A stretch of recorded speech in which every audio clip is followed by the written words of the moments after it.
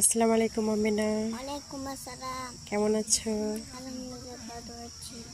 আমিনা চলো মুখে মুখে কয়েকটা অঙ্ক বলি, বলতে পারবে? জি। প্রথমে কয়েকটি বিয়োগ বলি, ঠিক আছে? জি। 3 থেকে 1 গেলে কত থাকে? 2 4 থেকে 3 গেলে কত থাকে? 1 2 থেকে 1 চলে গেলে কত থাকে? 1 7 থেকে 4 গেলে কত থাকে? 3 5 8 থেকে 5 চলে গেলে কত থাকে?